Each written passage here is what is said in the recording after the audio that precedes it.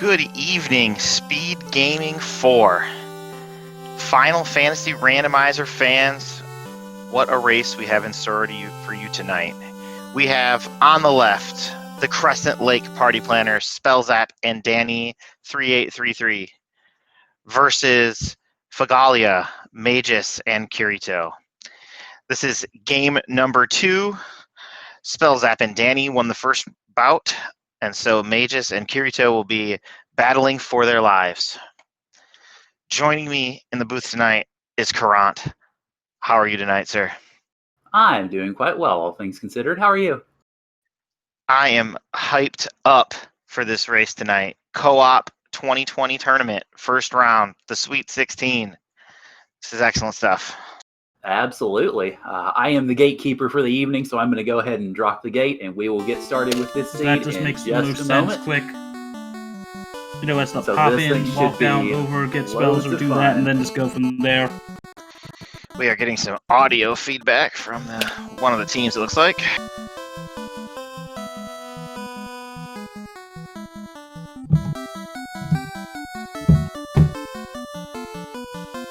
Because that's just the fastest thing we can do. Yeah, I think we may need to work on getting that squelched a moment. If you have a actual old TV, restreamer is you can usually use that if it's got like an HDMI port speed or gaming something. side.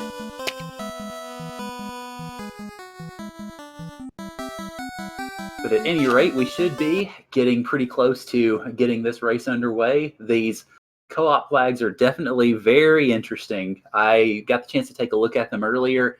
It's going to be quite the race. Yeah, this action is going to be fast and furious. These runners will know where most of the key items were already started. Spellzap already the defending champion with a thief too. I like that. Headed right to the black magic shop. Meanwhile, Danny tips into the Carnaria Castle entrance there and finds waterfall. Oh boy.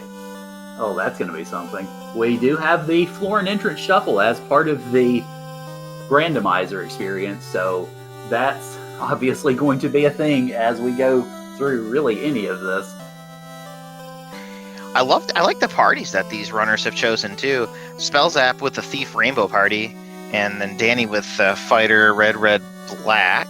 So definitely interesting competition from the defending champions there. And Magus, a man after my own heart, was using my favorite party to run, which is Fighter Red White. And then Kirito with Fighter Triple Red Mage. So level 1 Lit 3 will help get through some of those enemies in the waterfall entrance. And ooh, looks like Danny picked up an iron helmet +5. What do those little numbers mean next to the weapons and armor there, Crunt? Well, that is what the community collectively calls blurst, or blessed and cursed weapons and armor. If you get what you had just mentioned, like an iron helmet +5, that means that it has a modifier that increases its various stats, like defense and absorb. And if you get a minus, then it drops those numbers. And for weapons, it increases, I believe, the power, hit rate, and critical rate, or decreases it accordingly. Correct you are, and Magus has made it into the room, and he checks the Tractel and finds an Ocho. Ooh. Is able to get past, and our robot has the crystal. Alright, so if our runners are able to find Matoya, obviously they have that turn in, but of course, part of the joy of a floor and entrance randomizer is you never quite know where you're going to find those entrances. Yep, and Magus checks the chests there just to see where they're at, and he picks up a jewel, which he will be writing down and come back and pick it up later, because he doesn't, because these two runners are working together, they're actually connected. So when one picks up a key item, the other one will get it, and then if the other runner dies or resets, then the team collectively still gets to keep those items. So that's pretty cool. Yeah. I think that's one of the most interesting facets of this randomizer to me, of the co-op tournament, is that you're working together in regards of finding the key items and making sure that you get them, but you're more working together to let them know where all the shards are, because it is a 28 shard hunt. So both of the runners have to collect those shards individually. Those do not get shared, so they have to make sure that they're communicating those locations adequately so that there's less time for the other runners to spend trying to find all of those. And Spellzap found his way through that procedurally generated waterfall. So normally the waterfall cave has a single route in the vanilla game, but in the randomizer, we can actually turn a flag on to where the game randomizes how the floor looks, so you don't actually know where you're going. Yeah, that makes for definitely a very interesting waterfall to try to navigate. I see Magius just picked up the rod from the king, so he found Canaria Castle. Meanwhile, Kirito had found Temple of Fiends, so once that information gets passed between the runners, then they will both be able to get both of the items from Canaria. Yeah, that's really awesome. Definitely Fagalia is definitely off to a good start finding that early Canaria Castle, and it looks like the Marsh Bottom in Elfland as well.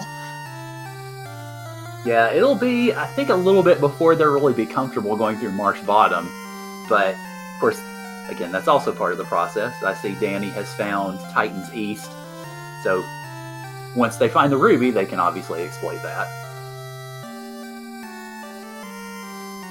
But it looks like Magius is going to go ahead and explore Marsh Bottom and see what all it holds. So he is maybe a little bit risky at the very low levels that the fighters are right now, but definitely good for information purposes. And that is really the key, is to get that information to the other runner. And it's a good thing he did, because he found the canoe down there. And that's an important piece of item, and unlocks many more entrances to check. Oh, and, absolutely. Definitely a good piece of progression. They're a floater away from flying. Yeah. It's worth noting also that in terms of movement and progression, we have the southern progression on today, so that you can track from the castle to the dwarves, and the river systems are connected around Crescent Lake, but we do not have northern progression on, so there are no docks in the north for friendly docking purposes. You will need to find the airship to get anywhere up into the north. Yeah, and the floater is normally critical in most Final Fantasy randomizer seeds, but in floor and entrance level, it's especially important because of all those Cardia Island entrances that can now be anything, essentially. Right. Yeah. I don't think the dead ends are included in this flag, so the tiny island will still be the dead end, and the other island will still be the dead end. Ooh, Spellzap with a big find in Provoca. Hello, Provoca. Meanwhile, real Provoca, became the Castle of Ordeal, so looks like Magius is going to dive through there and get some knowledge to see how the pillar mazes go for today. Nothing to write home about in level 2 magic. So Spellzap's picking up Harm 2 and Fog 2. Definitely some useful early game spells, at least help you get through. Yeah, Fog 2, obviously, one of the debates in the community is kind of what's better, to use Fog 2 to defend or to increase your defense against attacks, or use Invis 2 to just evade them. But it's definitely a good spell to get early on if you can't find Invis 2, because that little bit of extra defense will definitely help. Absolutely, and if you only have so many Invis 2 charges, the Fog 2 can definitely help you with some of those early bosses like Carrie and things like that. And the slab, Vicky is holding on to a slab, so we will need to. The slab normally not really. Ooh, the vendor item has been found as well. Looks like the vendor at Provoca is selling the crown for 20,000 gold. Yeah. So whoever gets 20,000 gold first gets to do a nice little trick of co-op where they get to buy the item, wait for their partner to get it, and then reset and keep the money. Yeah. That's an interesting little trick of all this.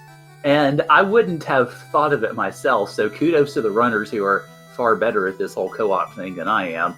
Because, yeah, that's definitely a nice little exploit to get. If one of them's closer, then they can maybe do a little bit of a pop grind to get that money and be able to get the item for both of them. And the slab is normally not the best item to find early, but an entrance and floor shuffle, it is possible to find an early Melman and an early Lefane as well. Yeah. Looks like Magus just popped into Northwest Castle. I didn't actually see where he was, but finding Northwest Castle is good because he doesn't know this yet, I don't think, but they do have access to the crown. Right. So Yeah, it is, when it comes to trying to keep track of an entrance and floor shuffle, it can be a little difficult at times, but it's definitely good, especially in a co-op when you are able to do that, because then obviously you save your partner time and you can get all those shards together quickly. So it looks like, from what I can tell, Magius has been doing a lot of running around to a lot of the different entrances and doing a good deal of the information diving for the team, which is a good thing to see from really any of the runners, because you need that information passed across. And so Magius is doing a good job of running around and trying to find out all that information. Yeah, Spellzap got given the business by that Water Naga water tile and had to reset out, but he's going back in, and it's a good thing too, because he's going to need that canoe. Yeah, that's not an enviable encounter to find on a trap tile, but like you said, it very much pays off. And since they do have Lit 3 as an early black magic spell, it's also not the worst place in the world to eventually do any sort of a grind. Once things are a little bit more in hand, of course. Yeah, that Lit 3 will make those short work of those water nagas, but those waters are actually weak to ice. Oh, so, yeah.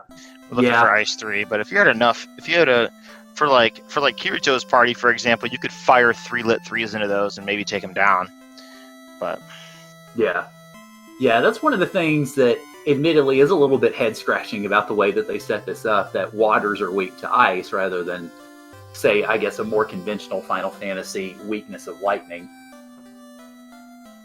Let's see, Princess Sarah's item was the herb, so now, assuming the teams do find the prince, they can give that away. And I don't remember if Filgaia had already found the prince. I know one side did.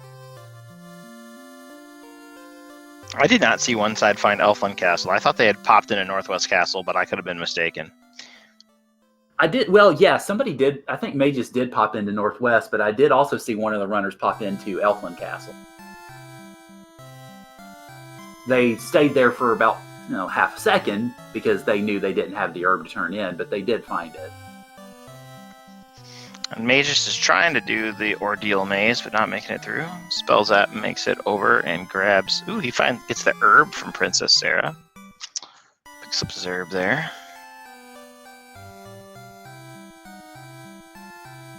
It looks like in Northwest Castle, it looks like Magius found what looked briefly to be the Lich Floor in Earth. It didn't stay in there long enough for me to be certain, but it looked like it, certainly. Yep, Spellzap just popped in there and confirmed that it is the Mage's Floor.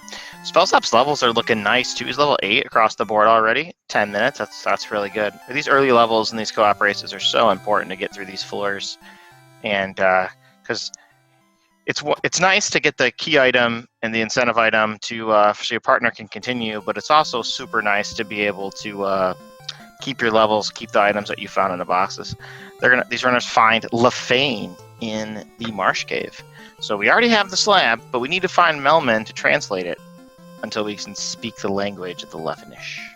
Yes, because, I mean, Lupas are fun to say, but you can only get so far by saying them, so you might want to find a way to figure that out. Now, it is worth mentioning, and I think we may have seen it already, but it is free ship and free canal, so they can go ahead and get themselves into the open waters as soon as they wish. And we're going to see Spellzap. I think Spellzap's going to give us the first look at the Melman entrance. Or not. Maybe somebody else already popped in there. Yeah. So he's going to show us what's in the Earth entrance, and, well, after he gets through some undead. The undead say, "You're not getting through us today, Spellzap. Blizzard time." Not yet. Oh, he's having a rough time trying to get through them, too. My goodness. I think some save items are precious as far as that goes. And Spellzap walks into Earth Cave and gets to Elfland Castle. So. There we go.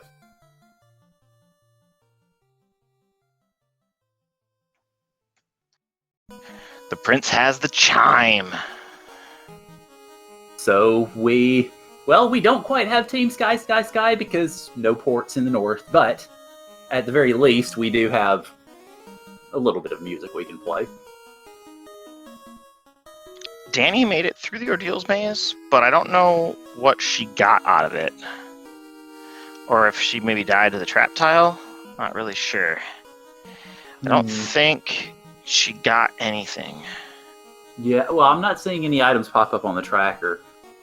It's for folks who are watching the race, I would give all the credit in the world to the folks we have tracking tonight, and we have a tag team tracking this evening, because trying to keep up with everything going on with 4 runners is slightly insane. Spellzap finds the tail from Sarda, so that will definitely help. All of our runners are looking to promote as early as possible, just to get access to, some better equipment and better spells. Oh yeah, absolutely. And it's worth mentioning, at least just as a brief note, if I remember correctly from looking at the flag seeds, Black Belt was actually forbidden from this group set. So any fighter or any light warrior that these runners would choose would be definitely looking to promote early rather than late.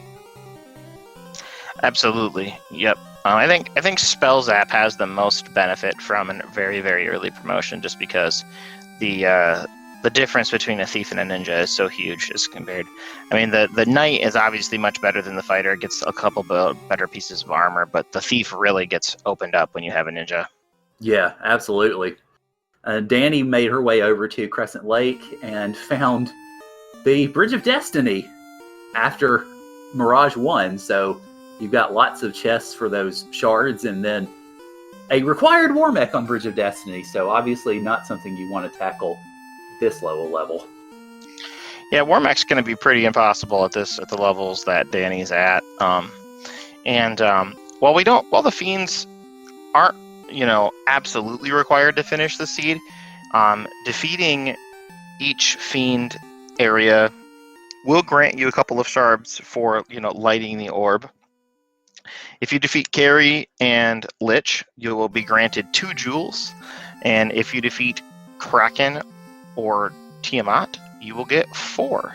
So that's a total of, I think, 4, 8, 10, 12 shards you could get just from defeating the 4 fiends, if you so choose. And that's almost half of the shards that they need. So, of course, obviously, whether the runners choose to do that or choose to open up treasures to find them is, of course, going to be up to them. But it does definitely pay off, especially once you get levels a little bit higher, to maybe go after some of the fiends if they're in easy entrances, so that you can add to that shard count quickly. Spellzap is doing a little bit of a static grind inside the waterfall cave just to get some levels. He understands that he's got the spells and can get some easy access to the inn. So that's a pretty veteran play there. Yeah, I like absolutely. It a lot. Absolutely.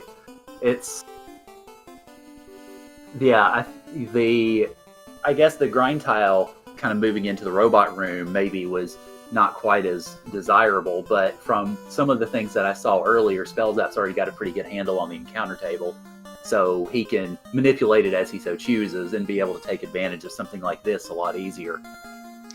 Yeah, these Wiz mummies are pretty packed full of experience tile. It didn't look like they had anything particularly nasty. Just a nice waterfall's a nice place to just do a little bit of a walking grind too at sometimes, because a lot of the packs there are high experience, but they're the larger enemies, so typically you can deal with less of them, less chance to get punched out. Meanwhile, I see that Danny has found Melman, so she's going to get that slab translated.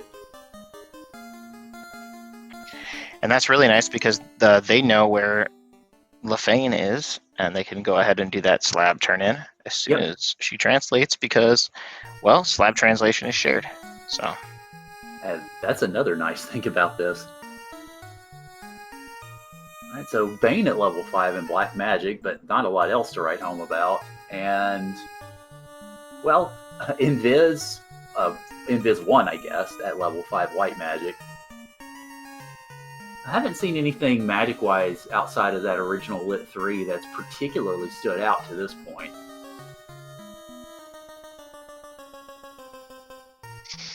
Spellzap picked up Fire too, and that helped him grab some levels in the Waterfall Cave, as well as the money for the crown there that he just purchased.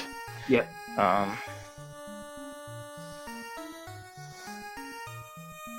Yeah, and that Fire 2 was here in Provoca in level 2 magic, so that's definitely a good pickup for them to have. Absolutely. I see Spellzap is heading toward Lefane, so he's going to go get the product of that translated slab. And I do like what Spellzap and Danny are doing in terms of locations, because you see where they are. Spellzap's at Marsh, Lefane. Meanwhile, Danny is canoeing around the Crescent Lake area to see the volcano and ice entrances. Yep, good split. And then Magus and Kirito are kind of on a similar path as well. They're kind of got the world split because Kirito is clearing out the Mirage floor there. Well, it looks like Magus is going to go give Waterfall a shot. Maybe, or this is Ordeals, excuse me. Right. Well, again, of course, he had gone through a bit before, so he's got an idea as to the maze. But perhaps with a little bit better equipment and better levels, maybe he'll be able to go a tad further in it. Yeah, but and Danny made it through there at a lower level. If I recall correctly, I did not see what she picked up, but I see she has found Elfland, so she's taking... Oh, there's Life 2 and Heal 3 at level 4 white. And a floater from Astos. Yep, Astos had the floater. So that means Spellzap and Danny will be flying in the sky, and I think she is actually near the floater location, so she'll be in the air pretty quickly here. Right around the 21-minute mark, I imagine, is when Danny will finally walk her way. Ooh, she is also, I just noticed that Danny's in the town of Elfland. So that's nice. We can get a good look at the spells and see what these runners have available to them. Yep. The biggest thing that I saw was Lock 2 was level 3 black magic, and Life 2 and Heal 3 were level 4 white. I don't think she looked at level 3 white magic, though. I maybe missed it, but I didn't see that when I was looking at the screen. Heal 3 is a powerful time-saving spell. It's really good when exploring Fiend Dungeons and makes it so you don't have to buy heal pots. It's also quite useful in battle when you got the Temple of Fiends, rolling tornadoes at you and stuff. So definitely something you'd like to see at those early levels. It's not the Life 2 and Cure 4 you're looking for, but it'll do in a pinch. Yeah. Notes also pointing out that level 4 black magic had Fast and Ice 3, so those are two very good spells to have as well. Yeah, having a nice sweeper at level 4 and then Fast to finish the late game off and access to, what's likely about 90, what's likely about 9 charges of Fast is definitely exactly what you want to see. So yeah. Oh, absolutely. Especially since the enemies, and particularly the bosses, are clamped starting at 100%. So they're going, I believe, 100 to 250% on the bosses. Let me pan down here. Yes, that's exactly what it is. So Fast will definitely come in handy. Absolutely. And we're going to have charges. We're going to have charges too, because, with these clan bosses, we're probably going to see, we won't probably see Topher Dive till around level 28 or so, I think would be the minimum.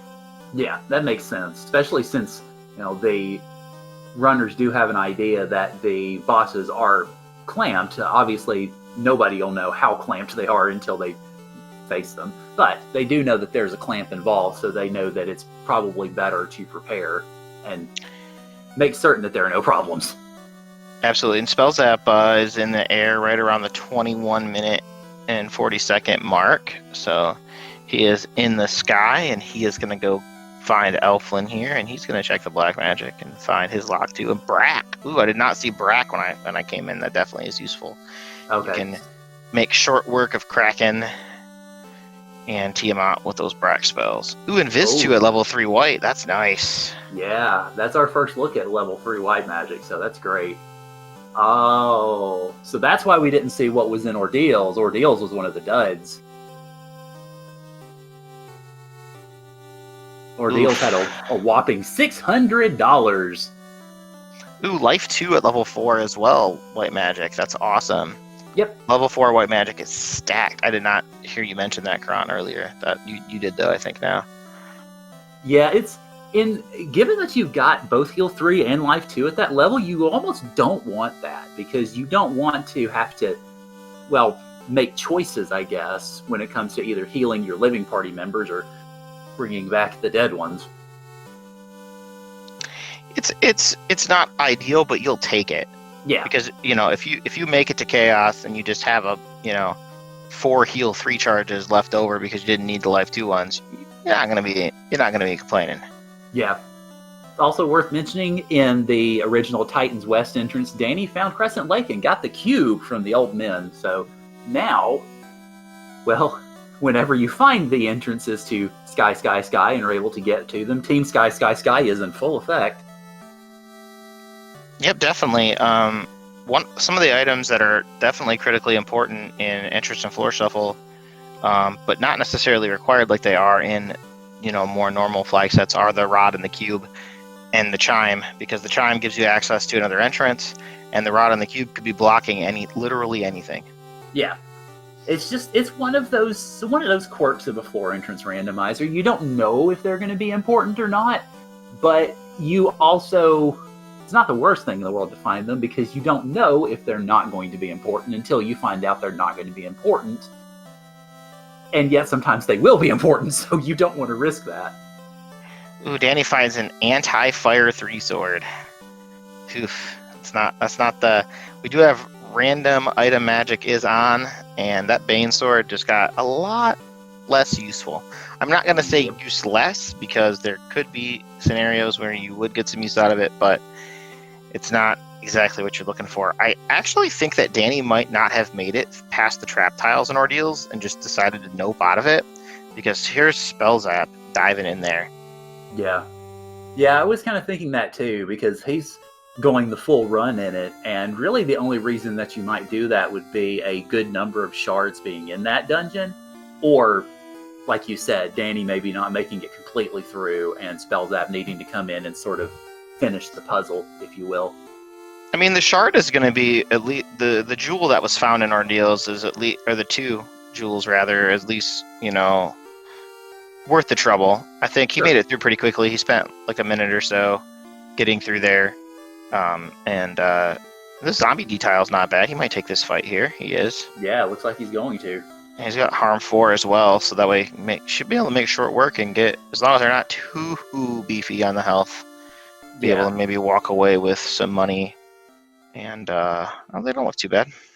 Yeah, it was a good thing, though, that they didn't try to back row the white mage, because the zombie Ds did have stun touch, which would have made things a little bit pricklier for Spell Zap. So right now, Spell Zap's 25 minutes. He's looking at about level 14. That's really solid. Him and Danny have a really good start here, but keep it out, because Kirito here is looking pretty, at least level 8. Level 10 here. Just looking at the HP on his characters. Yeah. Or level 9 right there. So they're not too far behind. So as far as like progression and whatnot goes, I think the party planners have a few more key items, but still anybody's race at this point. Oh, absolutely. I mean, I see we have gold 2s in the shop I believe in the shop in Conaria. Did they buy gold 2s, or did somebody find them? I think Spell Zap bought them. The big difference here is that Spell Zap and Danny focused on picking up that crown once they found the Northwest Castle, the entrance that had Northwest Castle. And, well, it doesn't look like Magus and Kirito decided that to do that, so they are sailing. Yeah, that is going to make an increasing difference, of course, as time goes on, because obviously having the airship opens up a lot more entrances, but it also, Dragon -2, that's not good news for a fighter. Yipes. But it obviously just cuts down on travel time just in general, so I think the lead, in a way that Spell Zap and Danny have established, hello, Onrak, is probably going to continue to grow the longer that Magus and Kirito go without having found that crown. Found Nuke at level 7. And Fade as well. Karan, I like the way you roll seeds, sir. Yes, I am the person to blame for this one tonight, so direct all comments and complaints to my DM's box on Discord. There's no need to harass anybody else with it. But as Dingwu points out in chat, Fade is Red Wizard learnable, and that is definitely encouraging for probably all of these parties, actually. I think all of them have at least one red mage. Yep, Kirito's going to be happy not going to be happy when he sees that nuke that's going to be out of his reach, but seeing the Fade is a nice consolation prize. Alright, so it looks like Spellzap has found, well, a bevy of floors, it seems, while Danny is milling about the first floor underneath the Vanilla Rod entrance.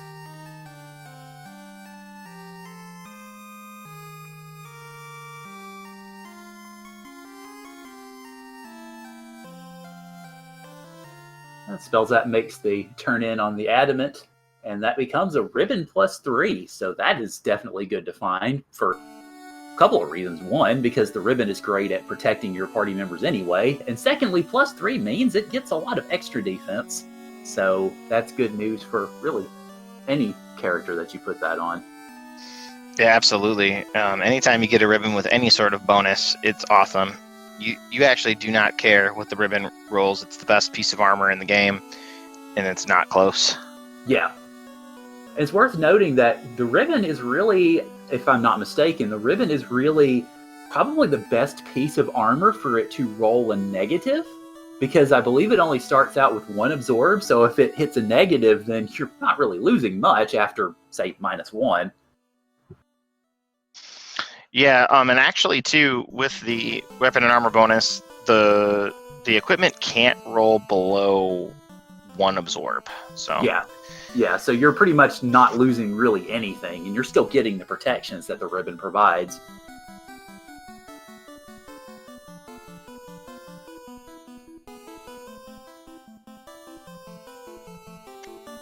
You do lose, if it rolls -5, you do lose a little bit of the evade, the weight penalty, so the evasion goes down a little bit, but not enough to where you wouldn't want to use it, obviously. Right. So May just ran into some nasty Gurmadeuses at this Ordeals entrance, and looks like I think that C-split was found here in the Ordeals entrance, which spells disaster for mages here because, well, he's looking for his floater, and he's not going to find it here. Yeah. And he's batting around level 8 right now, so going through, say, Sky 1 and then Sky 3 is definitely a risky proposition. And then, oh dear, Ice 1 too. Ooh, speaking of risky. Meanwhile, Spellzap just unearthed a katana in one of the Cardia entrances, so that's definitely going to be very good news for his thief once promoted to the ninja. Did you see what it rolled? It was vanilla. A vanilla katana is excellent. Yep.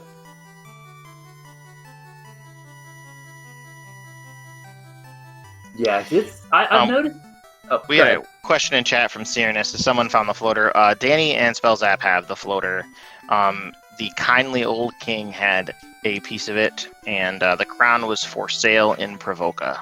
Yes. So I do not know, but I am checking the notes right now for the Northwest Castle entrance. It is... I cannot see it. I don't remember where it was. That's my fault. That's quite alright. It's rather tough to keep track of all that. Sorry, I'm laughing at Will Bloodworth exclaiming at the possibility of a non-negative katana. Oh, and Danny finds another katana. Danny will be selling that katana for money. Oh, absolutely. Yeah. She has no need of it, but still, it's interesting to find the two katanas just right next to each other virtually. Meanwhile, I see she has found the Sharknado floor and is promptly pillaging its contents. Oh, hello. Well, that's very nice. A Pro Ring +3. So, speaking of items that are good to have a positive number on, that's another one. Yeah, the Pro Ring is super awesome almost all of the time anyway, because any Light Warrior class can equip Pro Rings. It provides 8 Absorb on vanilla and protection from the Death element, which is particularly advantageous for getting through long Fiend dungeons. But when it rolls up, man, the extra, you're not going to complain about the extra Absorb on your mages. Yeah. I'm wondering... Oh, there we go. Magus was standing there at the Sky Incentive chest for a bit. I wasn't sure exactly what was going on, but he's underway again, so... I think he picked up the TNT there, and I think he was just kind of waiting to make sure his partner got the TNT before stepping away because, well, he's level 7 and he's in a sky floor, and that's dangerous waters here. Yeah, Magus has found the rod block and is choosing to skip the boxes on the way. He's going to try to make it to that Earth Incentive chest next to the vampire there. I think if he can make it there in relatively good shape, he has the firepower to be able to battle down the vampire. Oh no, are these the one with Blizzard?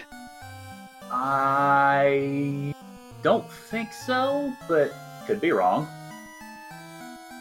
Although Lit 3 did get off on time, so most of them are going down. Not quite all of them, but the majority, so hopefully he'll be able to get through that. Wisely popping that heal 2 in battle, keep everybody healthy, that's nice. I think maybe the ghouls had Blizzard on the overworld that Spellzap ran into. Spellzap finds mermaids. Ooh, 2 jewels and mermaids. The mermaids are just giving away all of the jewels. Yep, and that was just in the first 3 treasures too, so we could find more.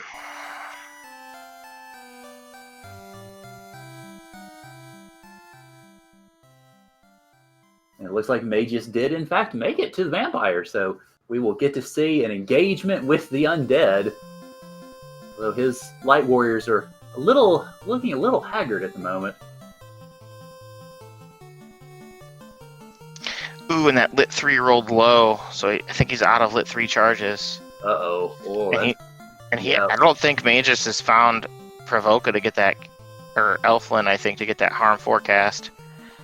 Oof. Yeah, tough. Unfortunately, he had to jump out of it. Yeah, it's understandable, especially when you run out of spells at such a nasty moment.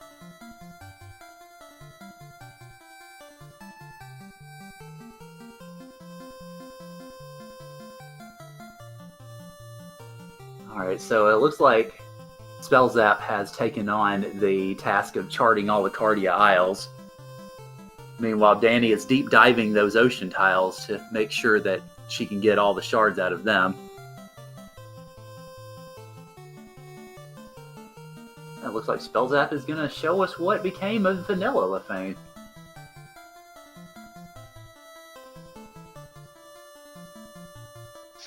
Looks like Danny's levels are looking pretty swell as well. She is level 14 and 15 on most of her light warriors. Yeah.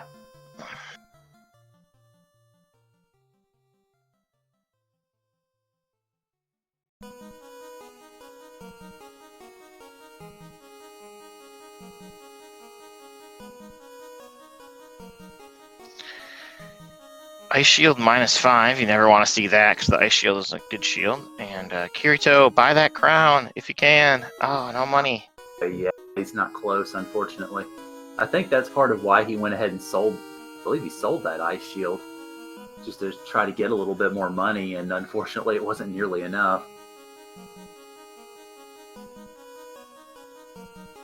It feels like with Magius and Kirito, with Team Fogaya, it feels like they're just kind of having a hard time getting off the ground with a lot of it, which I could definitely understand as a runner myself, because sometimes you just have those seeds where it feels like you just kind of hit your head against a wall and you try to pick yourself up from it, but it almost seems impossible to do so. I kind of feel like that's what's going on with them trying to really get going in this seed.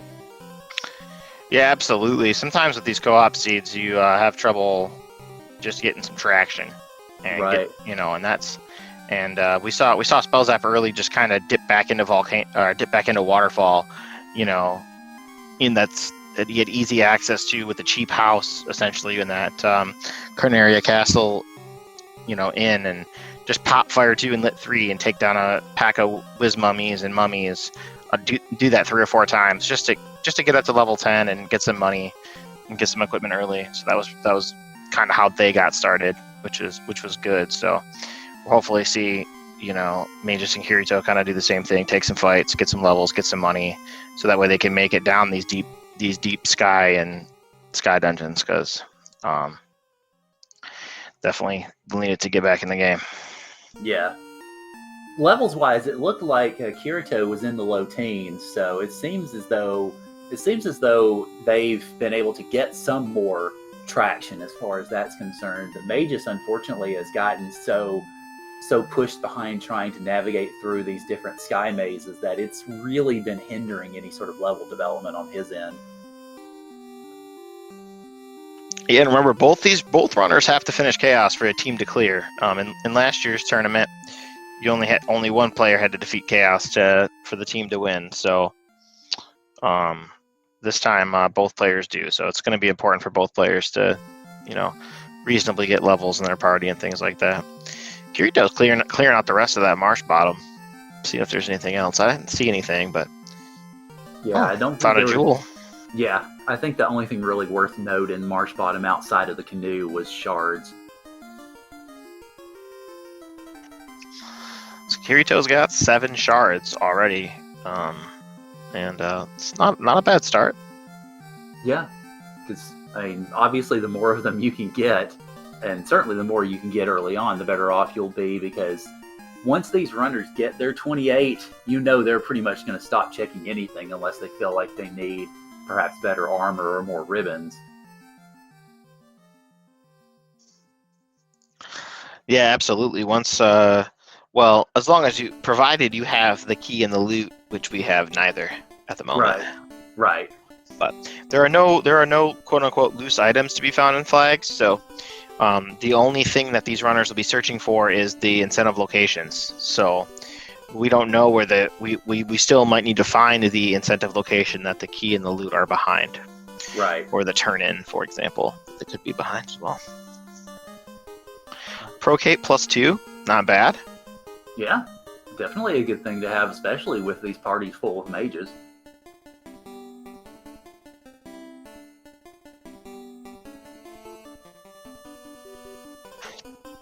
Spells out finding the Agama trap tile as mummies and whiz mummies, and he's ready for more mummy burning. Yeah. He's definitely better equipped this time, at least in terms of level and spell charges.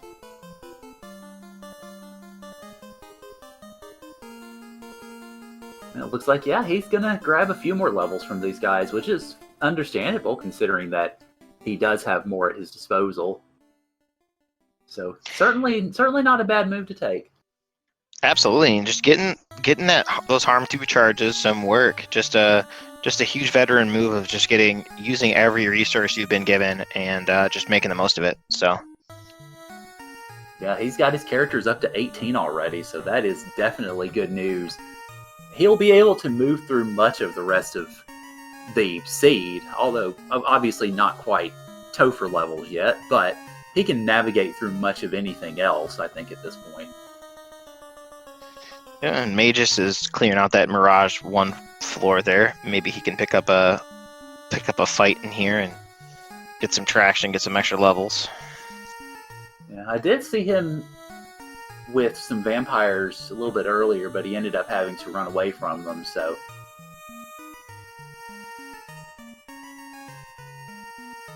I'd be curious to, if he pulls up his magic, I'd be curious to see what kind of magic he has, because I'm curious, because usually if you have good fire magic or harm 4, as of course we've seen in the Elfland levels, that those vampires are really good fights to take, because if you've got the fires and the harms to take them out, they provide some really good experience, and that might actually be what Magus is looking for here.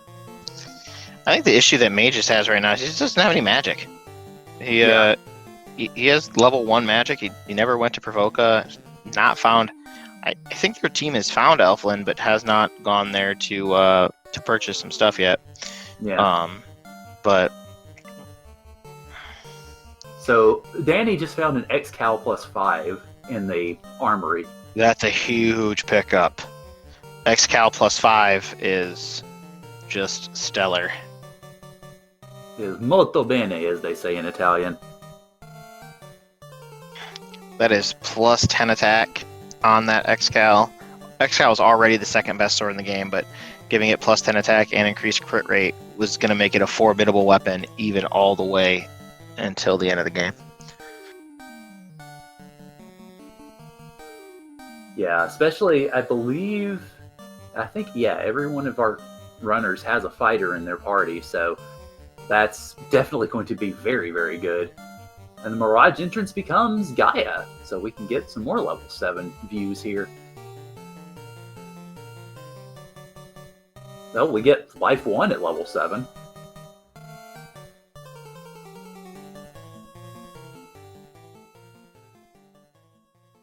Right, thank you. Chat reminding me that Spellzap does not have a fighter, so he'll be the only one that can't make use of the X-Cal, but all the same, Danny's the one who picked it up, so good news for her because suddenly her fighter, well, whenever promoted, gets a whole lot beefier.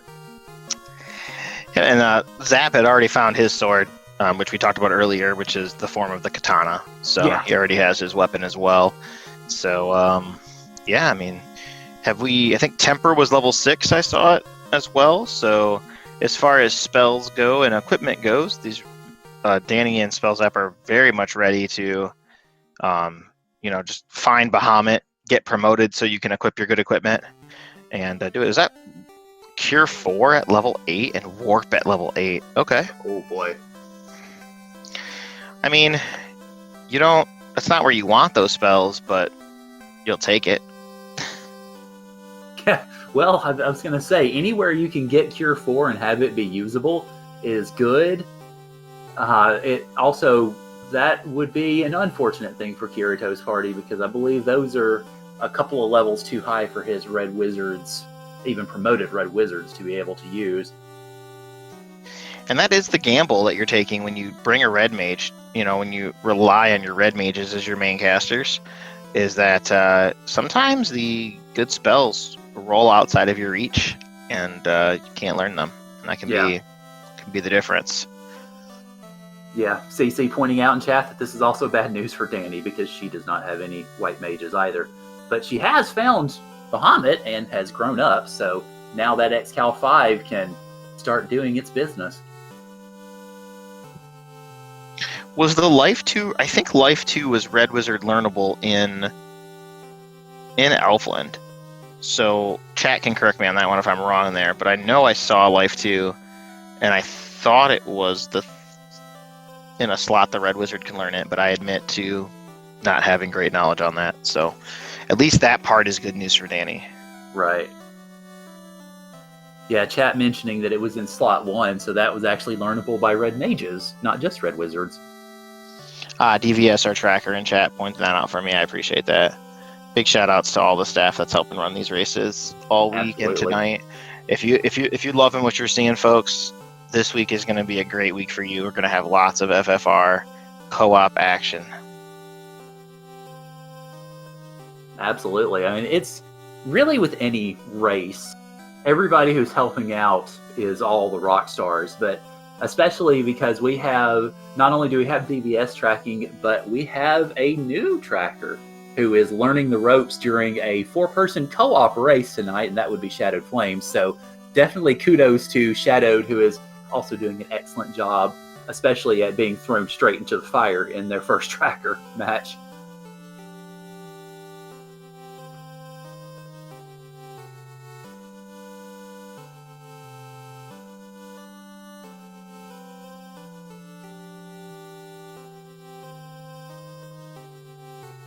So Spellzap has found the ice cave, and unfortunately without warp has to kind of go the long way around, but that's good since you're looking for shards, so, and pro rings +3. They were cheap too. They were like 2,400 gold, I think someone pointed out in chat. That's It's good. Yeah, I believe those were available in Gaia because that's around the time that it popped up. So I presume it's Gaia where they were available. But yeah, 2,400 is an excellent price to pay for Pro Rings just anyway, but especially for Pro Rings plus 3. Absolutely, and Kirito's like looking like level 17 on his mages right now. That's really good. Definitely getting some levels caught up and try to get through, make short work of the seat a little bit here. Absolutely. Chat pointing out that apparently the gargoyles are having Danny for lunch, so... Yeah, those gargoyles have damage poison, and you never want to see damage poison on an enemy that appears in packs of 9, because that can be tough. I mean, I don't want to see them in enemies that appear in packs of 1, but yeah, packs of 9 especially.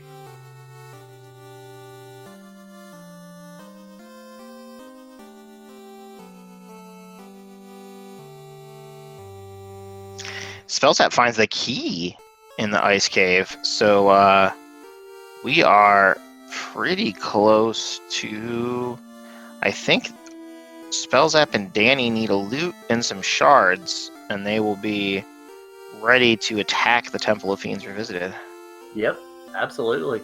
And Conaria Locked is one of the incentive areas today, so they can perhaps find the loot there. I know there are no loose items in the seed, as you mentioned earlier, so they don't have to worry about the loot being loose, which is basically a nightmare that keeps all of us up and lose so much sleep. But it's just a question of, obviously, where in the incentive pool is it? Yeah, exactly, and that's something I like. That's really interesting about the dud locations being involved in these flags is that instead of our runners shifting to searching the world for a specific treasure box inside of an entrance or a dungeon, we're now searching for a specific floor within a dungeon that has our items, right? So it's still, you don't know where those incentives are. You still have to find them, and so, but it's just a little bit, just really interesting, and I like it a lot.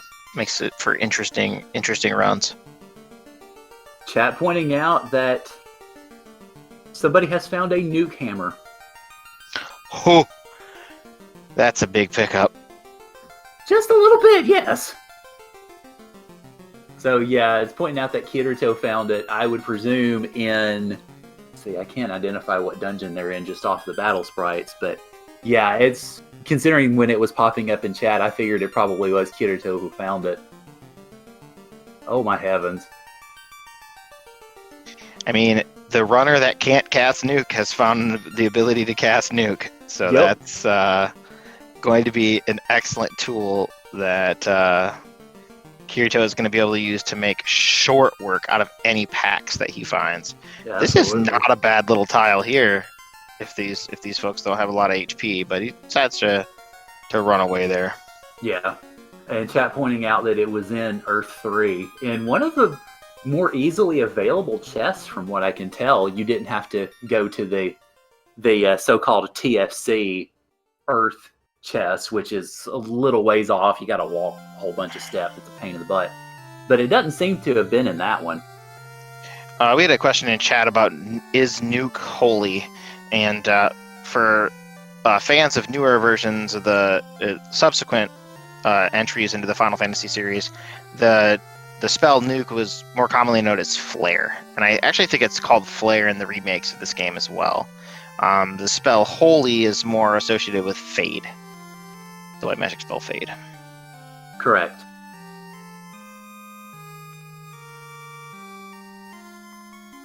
Kirito finds the carry floor underneath the rod block, it looks like.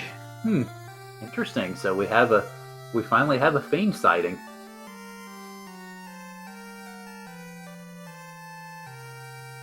Well, something of a fiend sighting at least.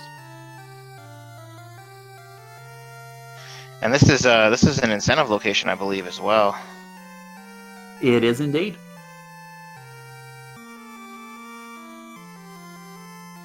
The three elemental dungeons that are incentivized tonight are Earth, Volcano, and Sky Palace. And we have already seen 2 of the 3, so we will see Volcano, assuming that Kirito is able to push through, and looks like they are.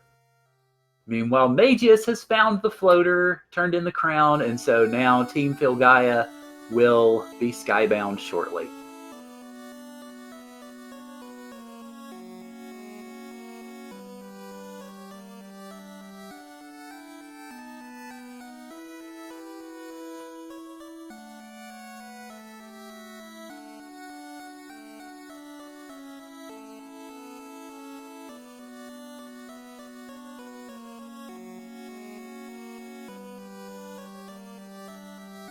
It looks like Magius has made it out with the floater, so now it's time to go fly. Meanwhile, Kirito is trying to continue on through the earth floors, or through the carry floor rather, and Danny has grown up again, is making her way back out of growing up, and is heading from there.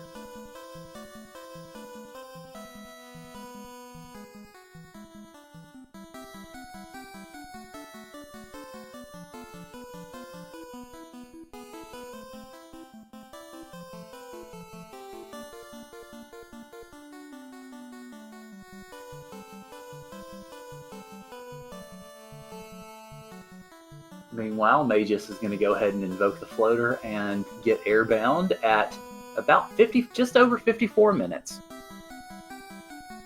Looks like Spellzap is about to make a discovery in Sky Palace. It looks like Kirito wiped out of the nuke hammer, unfortunately. Uh-oh. Oh, that's no good.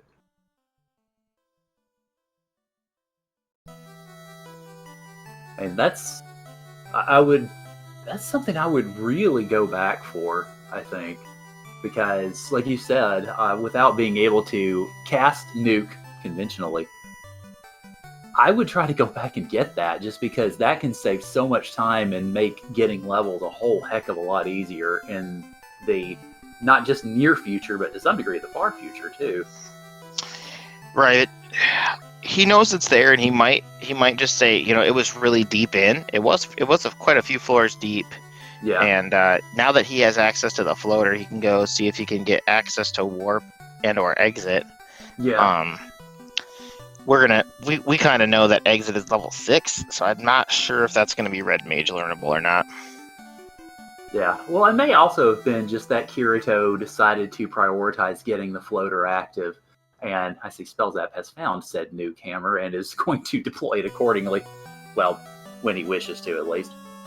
But yeah, it may have just been that Kirito decided to prioritize the floater and getting the sky movement underway rather than immediately going back for that nuke hammer, since he does know where it is.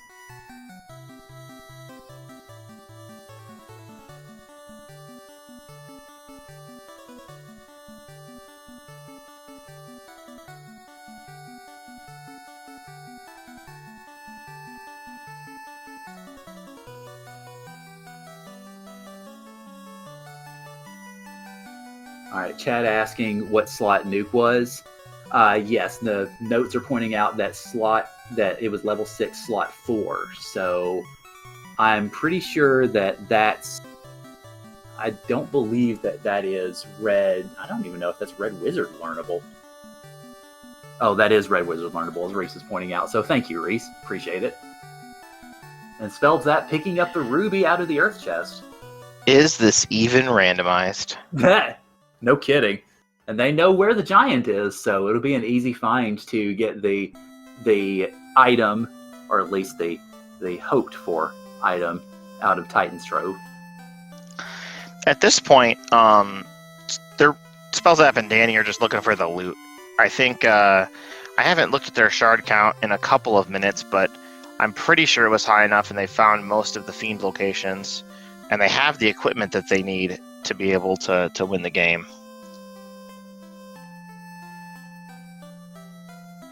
Ooh, look what else Spellzap has found. He has found the Mazmoon +1. That's also a nice pickup. And I assume that was in the volcano chest, so... Yeah, Katana, go into the garbage. Hello, Masamune +1. So, interestingly enough, that technically speaking is a dud. Because Volcano was incentivized, but it was not in the incentive pool. So, that might be the most useful dud I have ever seen in my life, and probably ever will see, to be honest. Yeah, what a dud it was. Yeah, exactly. Oh, I'm sorry. You got the wrong box. Here's the most powerful sword in the game, improved. May just picks up a Fog 2 stick.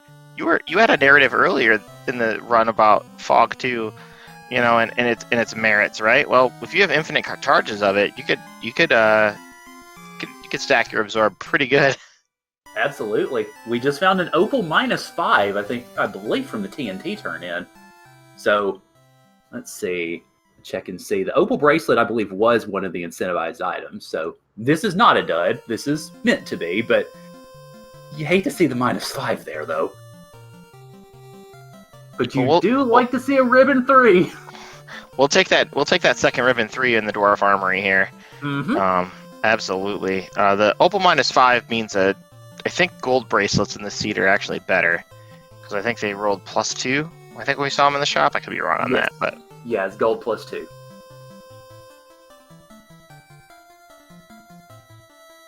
So Blurst giveth and Blurst taketh away. Yep. So the Opal -5 basically makes it a vanilla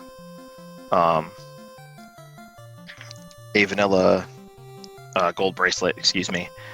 So a little bit of better there. And Danny finds both ribbons, because I don't think she had been to the Dwarf Cave entrance yet. And Danny doesn't have exit, so didn't take a white mage, as Danny has said many times that she dislikes white mages. But so she's gonna have to walk it back out, because warp is level 8. So yeah. Well, I mean, at least the good news is her levels are pretty good, so I don't anticipate that being too much of a problem. I'm trying to get some shard counts on these runners for everybody too, so we can see it. Spellzap using the Fear Helmet on carry. We're gonna see if Spellzap can get carried or run away. Ha! And it looks like he's kind of memeing it up a little bit, because he's having the rest of the party just sort of sit there. Oh, hell, that ain't gonna happen. White Mage got put to sleep for a turn. But yeah, he's straight out memeing it up. And Ice 2 might make him pay for that a little bit if he's not careful.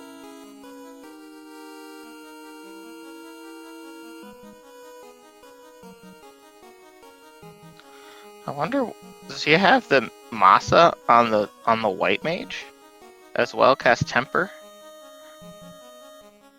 No, White Mage doesn't have a weapon on her, I believe. I think he's got the Masa. I believe he put it on the thief. We had a Fear Cast land.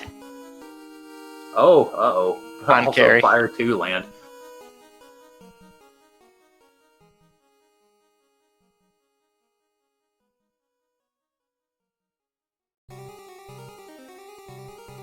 And now we are punching carry for 72 damage with the White Mage. Carry's not hitting very hard, because Spellzap popped a couple of Fog 2 charges, I think, before the Red Mage went down. So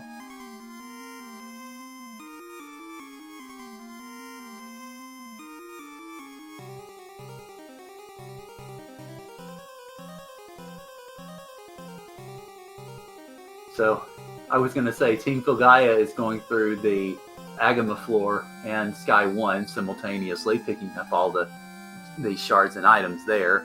Meanwhile, it looks like Spellzap's meme strategy maybe didn't quite work as quickly as he would have hoped, because having to resort to trying to get more magic in the pool here.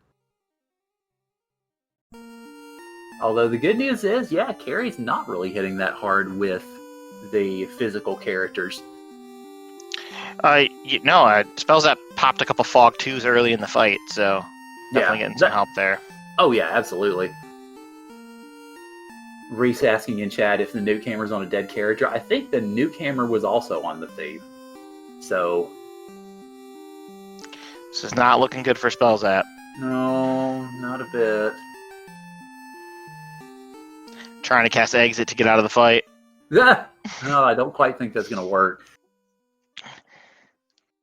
All right, here we go. Here comes Fade. Fade coming out. 154 terminated. Spell Zap makes it through level 25 on the White Mage. Gonna res the whole party. I was about to say, please heal up. Zoe is clutch. Gotta look at Spell Zap's shards. He's about halfway through. He's gonna pick 2 more up for lighting this orb, so... Yeah. Yeah, so that'll bring him up to 15.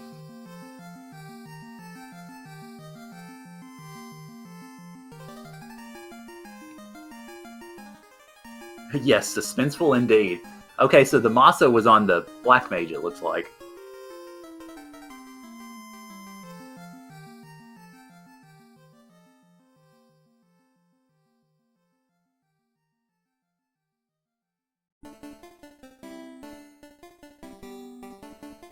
I think Kirito looks like Kirito has 7 shards, so little ways obviously behind what Spell Zap has, but that's nothing that can't be fixed with more exploration and pillaging.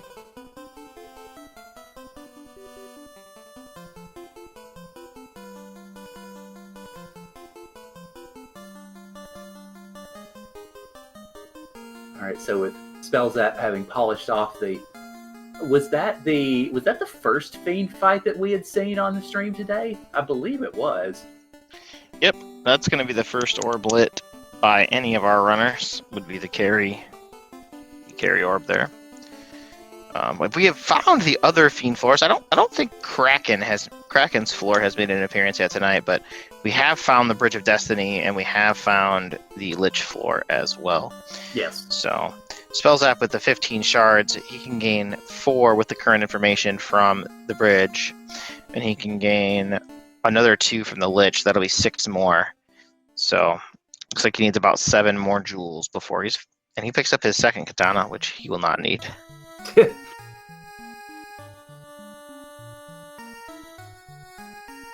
Yeah, chat pointing out that unfortunately, yes, Danny has grown up twice, but unfortunately has gotten wiped out of both of those maturities. So sadly, she keeps getting bumped back to being a teenager. And keeps getting knocked 2,000 years into the past, into puberty, by the damage poison gargoyles, I think, is what keeps happening. Yeah, those gargoyles are super nasty.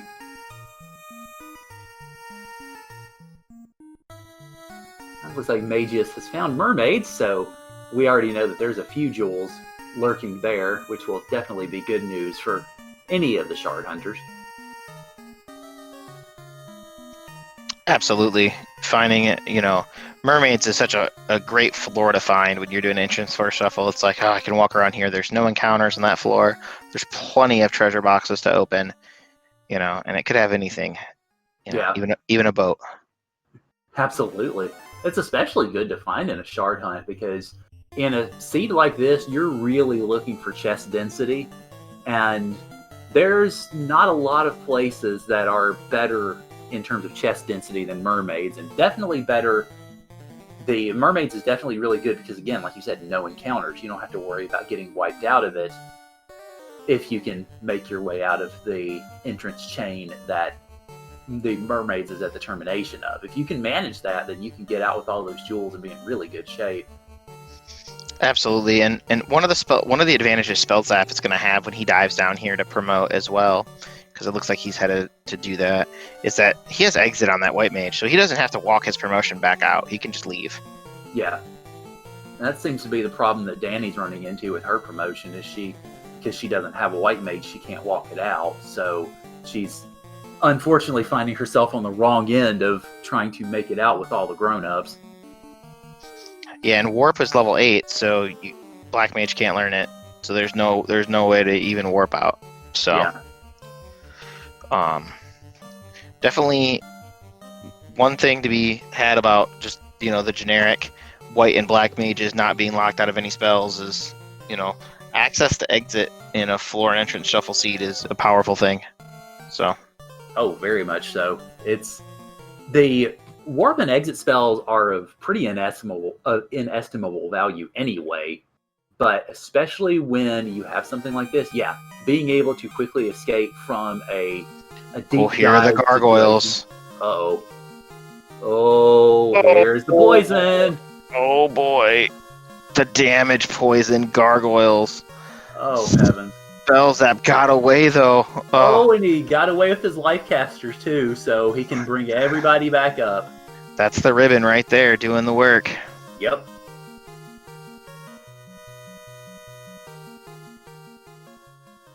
And it looks like both of them are heading back toward promotion because Danny's on the same floor, just slightly ahead. So hopefully, for their sakes, hopefully they'll be both able to get it. But of course, we've seen it not work out before, so obviously we won't know until it happens. Both runners are relieved to be on the sky floor rather than the earth floor because it turns out, well, the earth floor is a lot more dangerous with those gargoyles. No poison gargoyles here.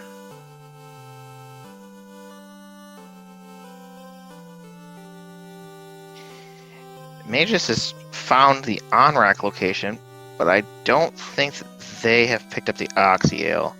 So I don't think that maybe they have. I was going to say, the tracker doesn't seem to have it listed, so yeah. It does not have it. Yet. Yep. So, and obviously it's still good to know in terms of knowledge about the locations. You know, once they get Oxyale, then they know exactly where to go.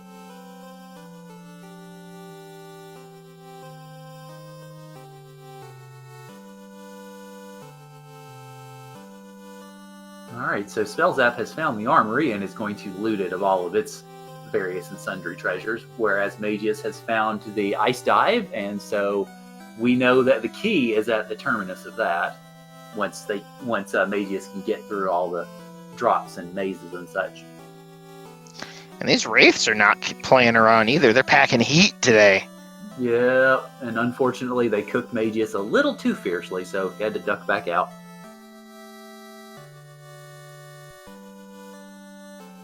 Spellzap picking up the Xcal +5. Not vendor. Yes, it's good for money, but unfortunately not for anything else for Spellzap.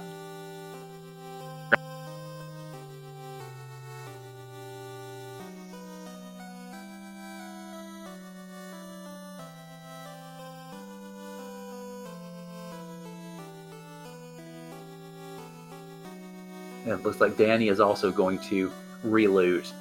And yeah, that Xcal 5, whenever she does make it out with her promotion, it will very much come in handy. But sadly, she's not been able to quite make it. But hopefully she'll be able to this time and be able to wield that sword effectively. Absolutely. She's got a couple ribbons this time. I don't think that she had last time. So, I think that's going to be a huge difference maker. You know, with those red mages popped on, you know, with those ribbons and the Life 2 casts should be able to make it through even. Although I will state, if all of the gargoyles use damage poison, it's going to be rough even with ribbons. Yeah. It just depends on how those scripts roll. Meanwhile, Spellzap grows up, and it looks like he has, I believe, 20 shards, if I counted correctly. Might have to see if I can get a glance at that really flashy menu. Did he just throw away a pro ring? Or just trade it around, maybe? Okay, yeah, 20 shards. Someone picked up a Vorpal somewhere. Just throw... Oh, he equips it. I was hoping he'd throw it on the ground. Yeah! So your team never Vorpal, then, I take it. That was correct. Yeah. The Vorpal has quite a high crit rate and is very good at getting through high absorb bosses. However, when you have a ninja and a katana, you don't need a Vorpal anymore. But it is nice that the red mage can equip it. Memes aside. So Spellzap found Kraken. So that's gonna be 24 shards for Spellzap. He can just go to the Bridge of Destiny and finish the game. Yep. Now, he will have to get through Warmech to do it, because Warmech is required this time, so instead of trying to find the robot chicken is just sitting there chilling at the end of the bridge going, yeah, what? Maybe we'll see some fear strats on Warmech. Wouldn't that be something? Oh, Dark Moon pointing out in chat that I missed something. They actually don't have the loot. So not yet. They need to find that loot. But I guess after Spellzap takes down, well, and there goes Kraken, just in a heap of dust, basically. Yep, Brack is actually quite an effective strategy at Kraken 1 and Tiamat 1. Pretty high chance to hit there. Yeah. So you got enough charges and can survive with those Fog 2s. Bracking them down can be faster than punching them down. Yep. Even with the Massa. So that makes 24 shards now, and once Spellzap takes down presumably Tia 1, then I guess he will be in, could we call it loot and go mode? Loot and go mode, yeah, I like it.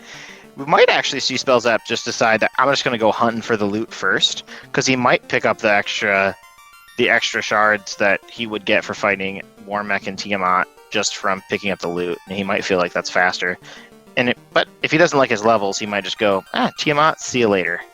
Yeah. Well, obviously, we'll find out, and I don't think either choice would be bad. It's just a question of what do you want to do, including picking up Ruse on level 7. Yep, and skipping on Fade and picking up Ruse, because Spellzap knows that the Fade charges might not be what he wants. Yeah. Well, he already had Fade, so yep. He didn't have to worry about buying it. Well, that makes sense then. That definitely makes sense. Ruse can mean that we could see some White Mage melee strategies. Yep. And if I'm keeping track and I've watched patiently enough, I think this has to be the loot. Or it's the bottle. It's the bottle that leads to the loot. Yeah, I was going to say, I know at the very least we have found at least 2 of the 3 duds. Well, I have to use the word dud in quotations now, because one of those was the Massa 1.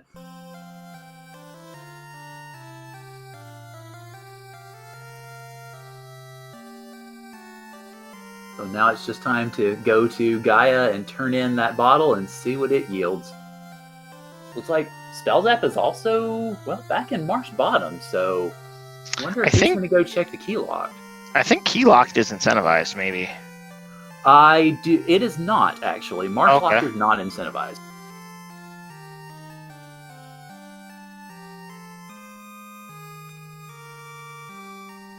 Yeah, I have the seed loaded up, the seed page loaded up at that exact location for that precise reason, actually. Oh, he wants some water action. Mm-hmm. And like you were mentioning earlier, using that Ice 3 to good effect against the waters, and thank you for mentioning that, because as a somewhat newer runner, that is something that I tend to forget. So, mea culpa. And it looks like these waters are kind of tanky, but went down pretty quickly. Yeah. New camera will do that. Yeah, no kidding. I'm going to see Spellzap take a little bit of a stationary grind. I'm curious to see how high he goes. I don't think he's going to go very much higher, to be honest. He's already level 28. He's got pretty good equipment. Access to Invis, Fog, the Massa, the Katana. Yeah, he should be pretty, maybe 32. Yeah, I suppose it depends really just on the hit ratios as to what level they get more hits on the Maza and the Maza and the Katana. So, of course, given that this is a clamped Topher, although not a super clamped Topher like we see in the Iron Galls, it's understandable that, you could conceivably want to take it a little bit higher just to make absolutely certain that you're good to go whenever the time comes to go carousing through Topher. Yeah, but it looks like Danny is grinding some mage fighters. I think she's gonna make it out with her. I think she's past the dangerous floor already, and is gonna make it past her and make it out with her promotion finally. So that'll give her the traction that she needs, and she'll have her note sheet at the ready and go track down the rest of those shards and complete this seed. Yeah. Kirito picking up his Massa 1. That is excellent news for his team, and he's got his new camera as well. We'll see if he decides to take on Carrie. With a new camera and a Massa 1 equipped, I would say if he still has good spells left and if he has enough heals and such, I'd say go ahead and go for it, because you get 2 shards just by beating up the 4 Fiend. And so that obviously will help. And you get to leave the dungeon too as an exit. So, yeah. And that's another thing too. If you don't have access to exit, having the levels that Kirito has, level 20, 21, 23, is really great here, because he can just go beat up on Carrie and get a free exit out of here. So, yeah, that's another benefit too. I'm glad you mentioned that, because that's one that I didn't immediately think about. But yeah, Spells App continuing. Looks like, 32 or so might be the level that he's going to sort of draw as a line in the sand. Or in the marsh, as it were.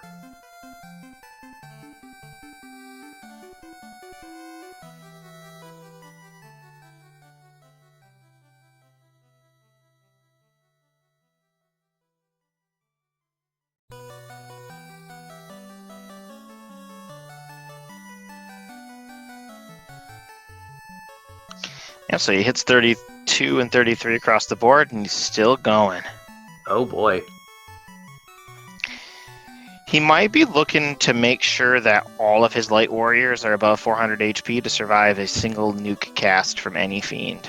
That could be something that he's looking for sure. Definitely be interesting to ask him about it in the post race as well. What he was thinking here. And we got Kirito. We're gonna move down here to Kirito's side. He's got his fight with Carrie going on here.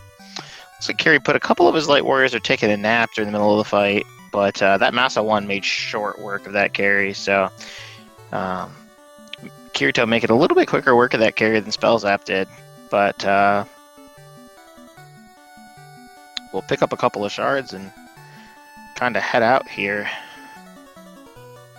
Meanwhile, Danny is taking on Kraken on her end of things, and it looks like she is also going to be employing the old Brack strats against the tentacled one, and is going to be going all in on the Brack strats, it seems. So 3 casts in a row from her red and black mages. That first cast didn't work.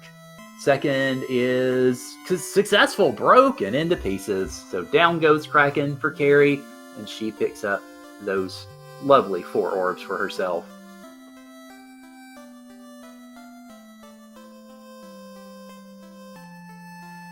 So I want to give a quick shout out as DVS is having to depart for practice.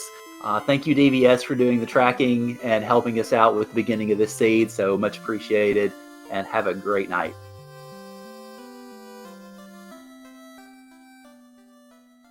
Danny makes it out successfully with her promotion. She is ready to go. No longer a teenager. She is a fully grown light warrior and going to be ready to find some jewels.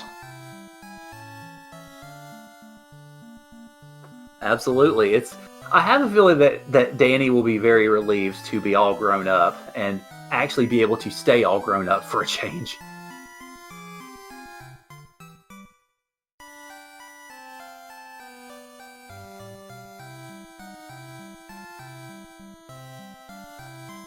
Alright, so it looks like Kirito made it out and away from the Ordeal's entrance and is heading off elsewhere. Meanwhile, Spells App is continuing with that grind, so he is not yet comfortable. He's certainly trying to get there, but he's not quite exactly where he wants to be on the grind.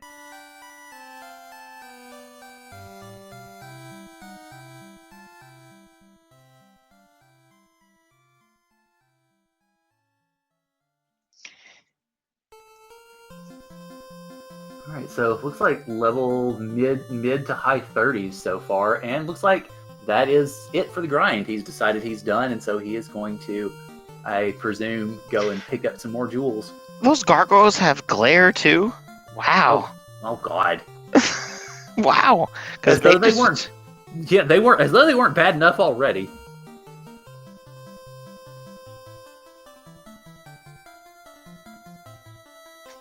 Magus checks the trap tile in Marsh and finds airs, which, well, not exactly what you want to see, because they're pretty tanky.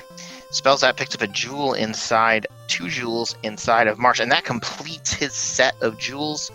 Spellzap just needs the loot, and he'll be ready to go.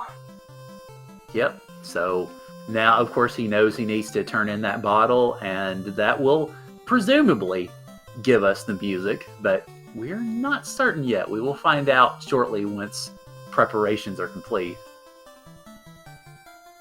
I've been reviewing the notes, and I'm fairly certain that this bottle has to lead to the loot, but I'm not. Obviously, I say that now, but I'm ready to be proven wrong and made fun of in chat for it, and I expect no less.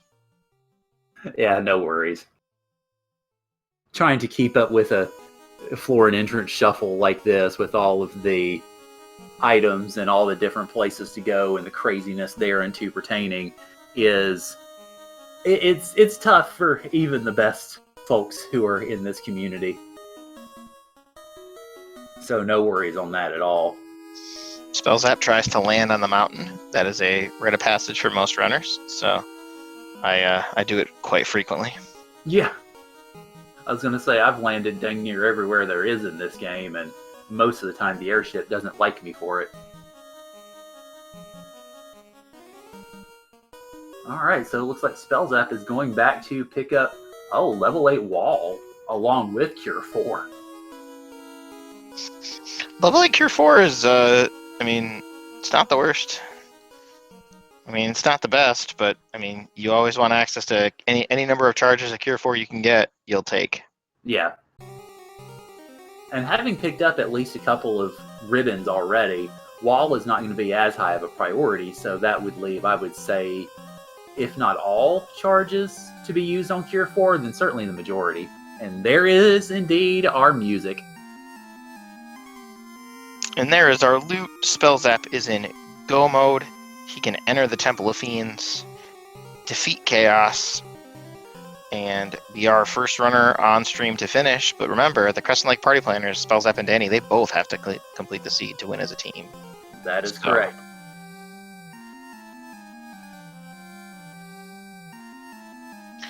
Magus finds his loot too, so he is also, if they have good notes on where those shards are at, they can fly around and zip around and get these shards like Danny's doing. So, try to make a run at this. Yeah, absolutely. What do we? I definitely that floater lead that the Crescent Lake Party Planners got. Having that floater for multiple minutes. I think about 10 minutes actually. They were ahead for. What do you think it'll take for them to catch back up and overtake the Party Planners in Topher here, Karant? I think it'll take a nasty Topher, because we do know that the bosses are clamped 100 to 250%.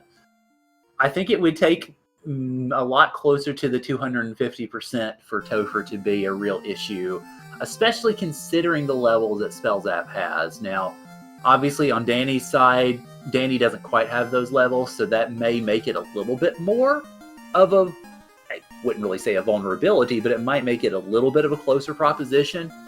But I think it would take a pretty nasty Topher really to derail certainly Spellzap, but more generally I think it would take a nasty Topher to derail the Party Planners in general.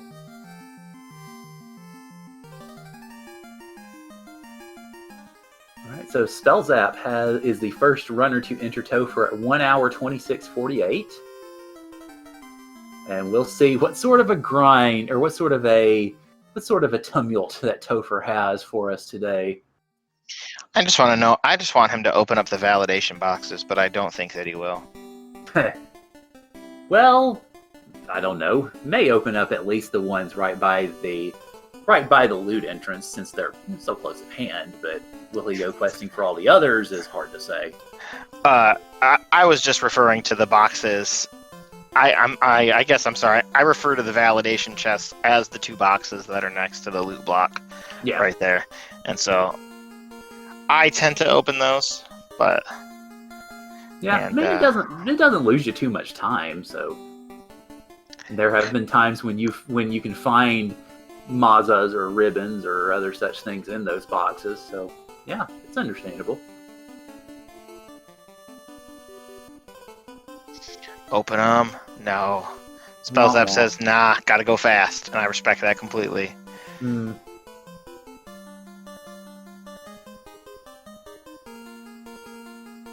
Yeah, Spells App, oh well, yeah, you have to respect the strategy, but sadly, the memes are fading on the side of the road as Spells App just roars by them.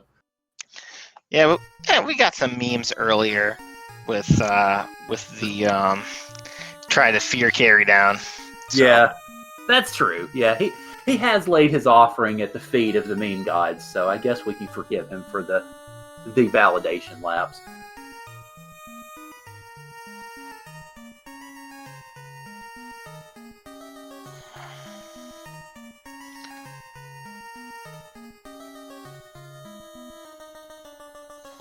Let's see here. Kirito is searching the bottom of this cart of treasure. Maybe he knows that there's a jewel down here. He does. Finds a jewel. Looking at trying to get a peek at Kirito and Magus' items to see if we can find out where they are located as far as shards go. Jewels, rather. I know Magus was, I believe, close to halfway through. A few minutes ago, at least, was the last time that I saw his shard count. And we have Spells Up pulling Mage's Lich 2 for the first time, and gets a swing in there, and boom, Lich 2 goes down. All I saw was Blaze from Lich 2, so that was the spell that Lich 2 had cast there before living up to his speed bump roll and just falling over. Yeah, poor Lich, always disrespected. Meanwhile, it looks like Danny has taken a note from Spellzap's page and is also executing the marsh grind. You don't need a reason to check those chests, Falconic, in chat. You don't need a reason. You just open them to open them. Just to mess up your heal pots. Uh-oh, looks like Spellzap is having some trouble with these Agamas and Argiants. They have Trance and Cremate, and they're, well, at least causing a few problems. Being generally annoying. Yeah. Not hazardous to his health necessarily, but at least a time waster. Oh dear. That crack is a little bit of an annoyance for sure. Yeah, just a smidge. Makes him waste some life 2 charges, but he's got plenty, so it should be fine. Yeah.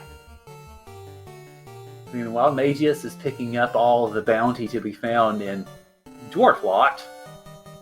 So I'm sure that'll be cause for celebration there. It looks like Magius had about, I think, 10 shards. Yeah, the Dwarf Cave is loaded, and we got Spells Up taking a look at, we're going to get our first look at Carry 2 tonight. Coming out with the Fog 2 stick, going to increase the defenses. Ooh, Fog Stretch. Just popping that armor, stacking it up. Each one of those Fog 2 casts is about a bracelet worth of armor. And right there, the Fog 2 paying off. Danny takes a punch from Carry, takes about 170 damage and survives. Without those Fog 2s, I would imagine that would have been a slain Red Mage there. So, at the very least, the Red Mage would be a lot closer to being dead. Yes.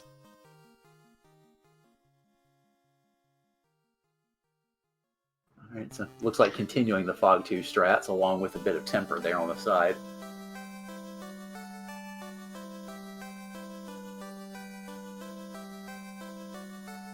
Three hits, 11 hits, 282. Carrie looks like she's got some absorb a little bit. 3 hits for 69 with the Masa on the White Mage. 4 hits, 47, and 1 crit with the Ice Sword. 11 hits, 419. All right, we're getting through. We're getting through. Carrie's cooperating. She's not really doing much that's cause for concern. But, oh, right when I say that, commentator curse nuclear comes out. I was about to say, good job. And crack. And crack, but we have the white mage with the Massa. So, Spell Zap showing what it's like here. And look at the fog, too, is just coming up big. Carrie punches that white mage for 19, and Zoe, 219, takes down Carrie, too, and is going to revive the team. So, white samurai strats look like they worked out beautifully this time.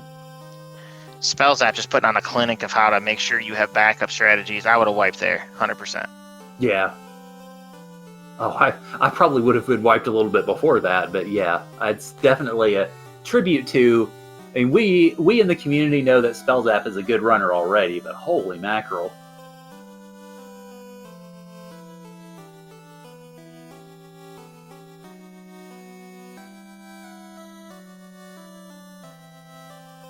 All right, so Spell Zap confronts Kraken 2 and is going to go ahead and go with the Fog and Lock strats to make sure that the party is a little insulated and Kraken is not. Understandable, of course, considering that these bosses are clan. And Danny is making her grind on those waters down there, and then we got Magus and Kirito on the other side. They're looking for the last couple shards, but they have all the items they need, so... Yeah, so, again, if Topher decides to get nasty for Spell Zap, and it can give some time for Team Filgaia to be able to try to catch up, to make up some of the distance that was put between them a little bit earlier. Kraken punches Danny, and down goes the red mage. Oh no. All right, but we have tempers coming out on the white wizard. All right, 8 hits for 410. We're getting through. Kraken comes out with a fire 3. We had a lock hitting from Dan up there. And we got another temper coming out on the white wizard. 8 hits, 699. That's really good. Boom! There goes the ninja. Poof! Kraken Honda. Yeah. Another fire 3. Down goes the black mage. Again, we have just Zoe standing, but Kraken is terminated. Oh my goodness. 543. Who needs a knight when you have a white wizard? That is my question. Yeah, we're seeing the white samurai just dominate right now. No one will make fun of me after today for taking a white mage. Well, I don't know about that, but certainly I think a white samurai's value is definitely going up in the stock market after tonight.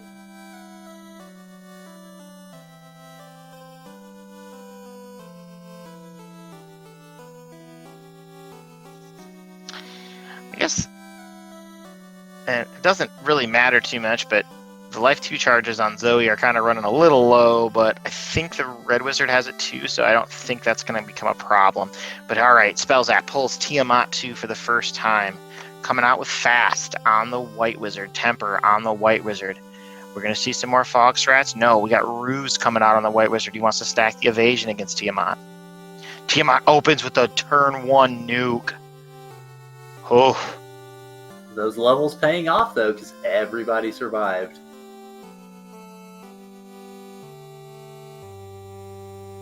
Cure 3 coming out. Gonna try to top off that white mage in case there's another nuke coming. White mage going. Spell Zap carefully picking out. Decides to go with Ruse. Boom. Black mage knocked down. Dan hits. 5 hits, 198. That's good. Tiamat doesn't seem to have absorb, so once Spell Zap switches to offense, he'll be able to get in. He goes now. He goes, boom, I can hit you. 8 hits, 478. Cure 3 coming out, tops off Zoe. Boom, big hit from the ninja as well. 4 hits, 74 damage. 8 hits, 435 with 1 crit. Lit 2, that's a free round. Spell Zap wants to see that. Dan, 5 hits, 157, chipping him down. We'll fight. All the way through. 6 hits, 329. Ninja contributing. 3 hits, 57. Terminated. Down goes Tiamat 2. And Spell Zap will be moving on to the next floor momentarily on Chaos.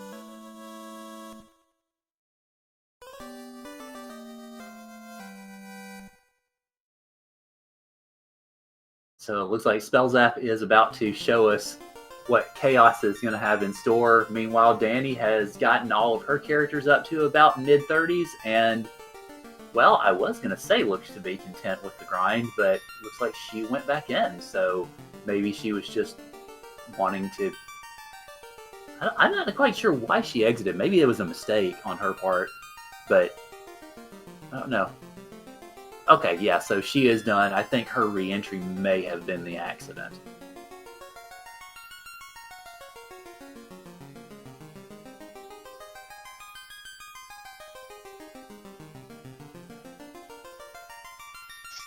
Falconic pointing out in chat that you have to believe in the white mage, and I agree with that. Believe in the white mage. And my spells that gives us our first look at Chaos. We got fast coming out. Ooh, we're fasting the ninja. We're gonna go with the crits. We're gonna try to get the crits with that katana. That's all right. We got some fear strats coming out. Maybe not. We got ruse coming up on the white wizard. Okay. Fast coming out on the white wizard. Oh, we're dual melee strats. That's what we're doing. Okay, I must have missed that second cast. Sorry about that. Meanwhile, Chaos tried to rub out the black wizard and it did not work. Did not work. We got fade. We got wall coming out on the ninja. Smart. The ribbons must be elsewhere. Law coming down. Gonna lower Chaos's evasion. First swing with the katana. 3 hits, 185. Stop comes out. Stops the mages, but leaves the melees up. We're fight.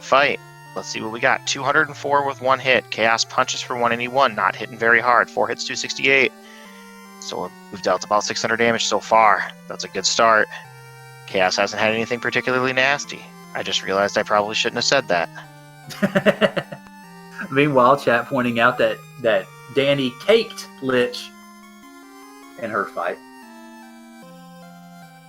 Danny's picking up the last couple shards while Spellzap takes down Chaos.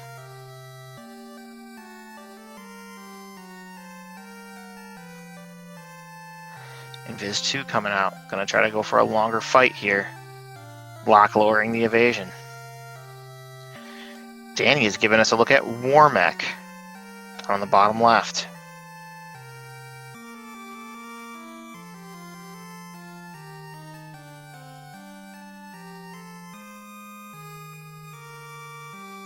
Two hits, 199. So we're getting there a little bit. 5 hits, 324. That's what we're doing. We're doing about 500, 600 damage a round. I don't think the Chaos, even with the 250 clamped, can make it much longer than this. He's going to need to start putting the heat on if he's going to take down Spellzap. Brack coming out. Ineffective. That's a 3 in 256 chance to hit Chaos. But hey, you know what? If you're not doing anything else, might as well chuck him out there. Chaos punches that black mage, tells him to stop trying to brack me. You're annoying me. 10 hits, 468. Chaos is terminated. Nice run, Spellzap. Spellzap finishes with a time of 1 hour, 40 minutes, and 26 seconds. And 1/2 of the Crescent Lake party planners will be done, and he will await Danny. I'm going to throw a GG out in chat for.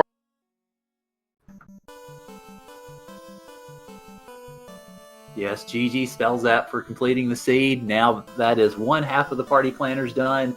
Danny is in the process of confronting Warmech. Unfortunately, is the fighters on the carpet, but we've got heal 3 on with the red mages, fast on the top red mage and temper. So we're going to get swinging with the top red mage, lock 2 on both of the other fighters, and that top red mage goes down in a heap, and Danny resets. Ooh. All right, so Danny's trying to fight the Warmech to get the last couple of shards. So she's got some levels, but it looks like Kirito has picked up a wall shirt as well. So that's a pretty good find, and it looks like he's really good on shards too. I didn't get a good look at his levels because I was calling Spellzap's Topher, but now that I can direct my attention back towards Team Thagalia, I'll definitely be trying to do that for the rest of the broadcast here. Danny's burning down some metal slimes as well. Yeah, might as well, especially with stuff like metal slimes, might as well take those levels while you can get them.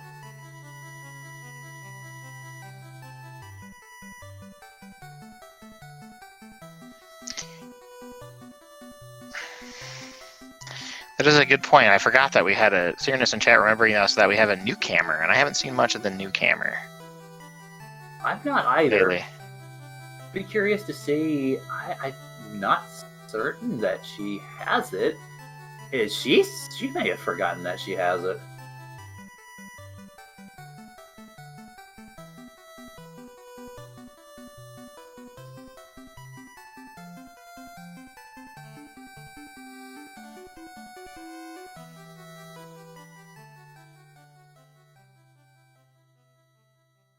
Yeah, it looks like Danny has... Not certain if I read her shards right. It looked like she had maybe 5 shards to go? I couldn't quite tell.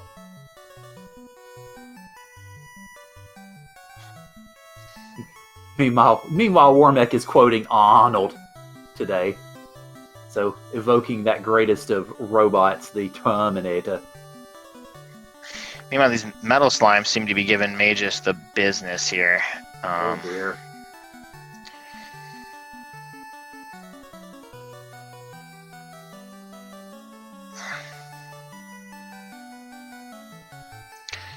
Alright, so Danny, Lock 2 comes out on Warmech, makes it a little multiple stacks of Lock 2. We got the X-Cal plus 5. Hit for 12 hits. Did not see the damage on that, but... I think it's 101, I believe. 101? Okay, we got some absorb to go through on this Warmech here. 2 hits, 265. Okay, Temper coming out. Cure 3 coming out. Gonna pick Zoe back up a little bit. Zoe returns the favor and heals the entire party with a heal 3 shot. 12 hits, 1,195. Warmech is down. Wow. Big X-Cal swing. Absolutely. Makes me wonder if I had misread the previous one. Although Magus only has 10 shards, he will need to, zoom through the rest of the seed if he is going to catch Danny at this point. Yeah. Fast coming out on Tiamat. Boom, 11 hits, 451. Brat coming out from Zap, ineffective. 5 hits, 261. Brat coming out from Zoe, broken into pieces. Tiamat 1 goes down, and Danny needs one more shard? I believe so, yes. Trying to get a look at it. Yep, you're right. Yeah, one more.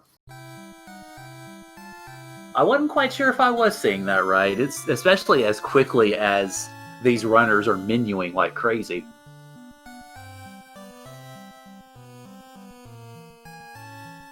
But yeah, Danny definitely representing the Brack strats very well, because I think that was her second use of Brack and Tia went smashing into pieces.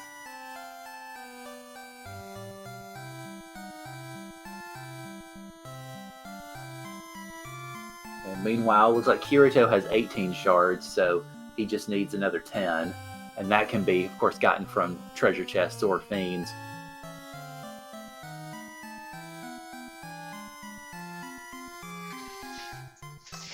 Danny looks like she's at the Temple of Fiends, but doesn't have enough shards. So I wonder if there was a shard in one of these boxes that we didn't... I believe there was in top left.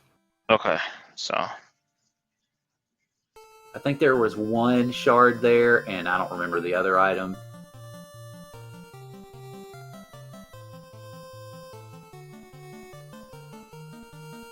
There you go. Yep. And Danny's last shard right there. She casts Exit to get out. She's got 99 heal pots, lots of levels, and a knight with 700, almost 800 HP. And hey, it's Garland! What? Ha! She had never taken down Garland. Wow, or at least she hadn't kept Garland. 1 hour, 46 minutes. Danny has defeated Garland and rescued the princess. GG, Danny, GG. GG's.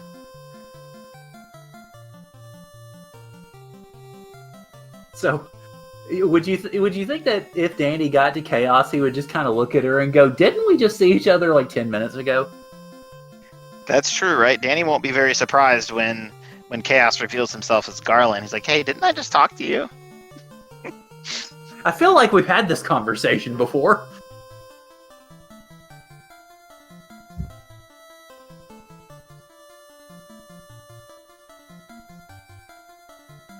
Reese pointing out that there have been that there have been garlands killed in even loftier times. And I do remember seeing one of the seeds. I don't remember which one it was. It may have been an iron gall seed where Garland was put to sleep right before a Topher entrance, or right around the time of a Topher entrance. So a similar sort of circumstance there.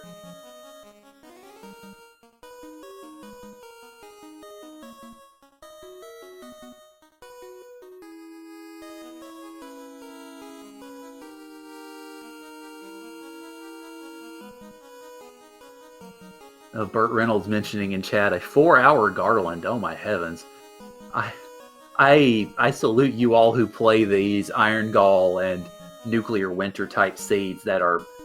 I have a feeling my brain would explode within probably about an hour of playing them, but you guys are able to get through. So my hat's off to you, certainly. Gonna have to figure out what a Nuclear Winter seed is.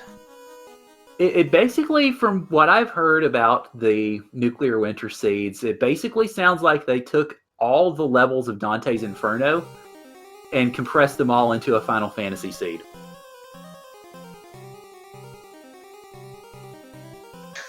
Wizards had Nuke and Blizzard. Ouch. Yeah, there is a nuke in the regular incentive pool. In the vanilla game, Bad Men actually cast the spell Nuke. So when you shuffle the enemy scripts, a nuke gets shuffled in, and where it lands can be particularly annoying sometimes. That's where we found out with the Gargoyle's damage. But anyway, Danny, Lich 2, deciding what spell she's going to cast, formulating a strategy. She is going to give Lich 2 some cake. Ineffective. Lock, reducing the evasion. Lich punches for a whopping 11 damage. That's a big hit from Lich. 6 hits, 634, and we are casting more Quake. I like it. Lich comes out with a Blaze just to take out the Black Mage. Wow. Quake fell into the Quake, and Lich is down. So Danny going all in on the memes too. We've seen spells out with some memeing, and now Danny is doing her part to enhance the memosity of this seed.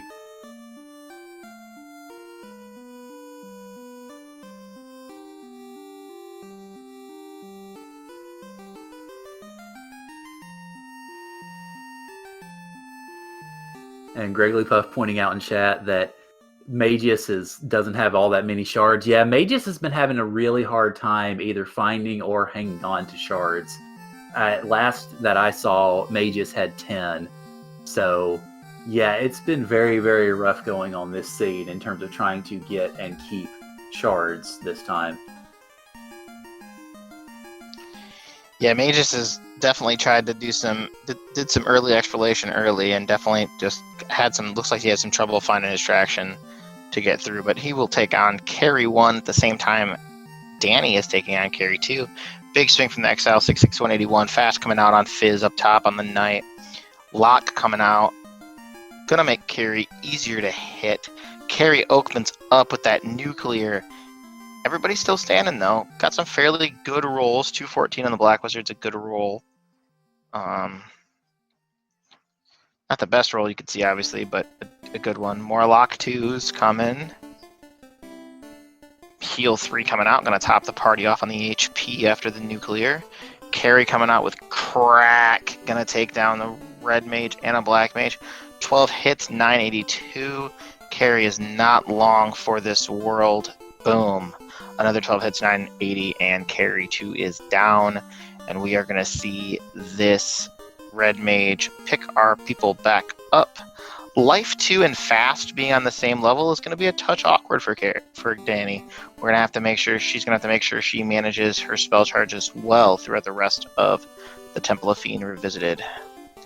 But her levels are so good, I think she'll be okay. Yeah. And on Team Filgaia's side, we have dual Fiend fights. Magus unfortunately got wiped out of the carry fight. And Kirito trying to hang on against Kraken, tossing out Lit 3. Got a lot of stunned Light Warriors. Fortunately, the HP's still pretty good. So Lit 3 from that Black Mage. Kraken punches out the top Red Mage, unfortunately. But it is primarily a Lit 3 and swing strategy. And now we're seeing some Fog 2s come out in order to try to buttress the party's defenses as Danny takes on Kraken 2. Yeah, smart move by Kirito there to get out that those fog twos, and boom, Kraken goes down for Kirito, and we have Danny. Dang has taken a punch to the face. Kraken Honda taking out people as we go. 11 hits, 426 from the Knight. We're going to need that Knight to do a little bit more damage. Ice 3, that's a free round. That's exactly what Danny wanted to see. X-Cal, 12 hits, 542. Getting closer. Cure 3 on the Red Mage. Nuclear comes out. 159 health left on the Red Mage. We need that Red Mage to stay alive. Big hit from the X-Cal. 1,131, and Kraken 2 goes down, and that means Zap is going to be able to revive the rest of the party.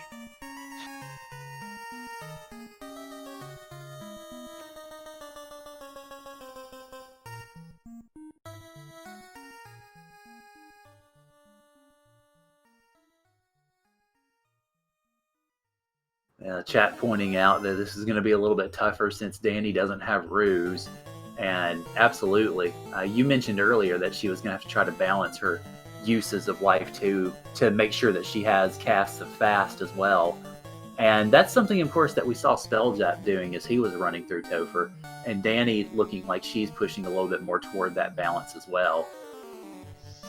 Yep, it is worth noting that one of the Red Mages, I think Zap down there, only has one cast of Life 2 left. So, Zap will try to preserve, not use that charge, at least in this battle with Tiamat or this battle with these vampires. Not sure where Danny's new camera is because she's casting Lit 3 to take out these vampires. Yeah. Maybe she just didn't pick it back up when she was down there because she wanted to take the least amount of steps to get that promotion out from underneath those damaged poison gargoyles. Yeah. It's possible. Yeah, it certainly is. I mean, we'll probably not get a chance to find out from looking at their item menus now because I doubt that she'll look that up. But that might be a good question for us to ask her in the post game. Okay, we got Lock 2's coming out, and then Fast coming out here. Big X-Cal coming in, 538 damage. That's not bad. We're already dealing Tiamat. Tiamat punches the Knight, but doesn't get very much damage through. Still, Knight looking pretty healthy still. Lock 2's coming up. Swing with the X-Cal. 12 hits, 1,000 damage. Dang goes down, but he already did his job. He's a one-job. Cast Fast. Meanwhile, Kirito has rendered Lich 1 as the speed bump that he is. I think it was maybe one round at the most. Boom, big X-Cal hit, and Danny is through and on to Chaos. Someone in chat pointed out that Danny's inability to use Ruse could come back to bite her here, but I think with the levels and the amount of HP and the absorb that her fighter has, I think she might be able to pull through okay, provided... Because Chaos didn't look like he had anything particularly nasty. Most of the nukes and the nuclears came out beforehand, but I don't think Spell Zap got very deep in the skill list, so it will be worth watching out for that. Cure 3's from the Red Mages coming out to heal the rest of the party. We got Life 2 on Dang. Danny did a great job at managing those spell charges. We're gonna Iron Goal. Oh, I wanted to see that Iron Goal get punched by that X-Cal. Well, I was gonna say, looks like you get 2 chances for that, and they both got run from. So Danny's managed this Topher extremely well. Meanwhile, as a side note, it looks like we're going to get a look at Coneri a lot from Kirito.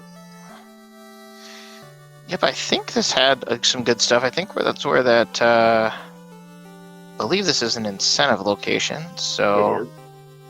got a jewel that was found there, and it was a dud.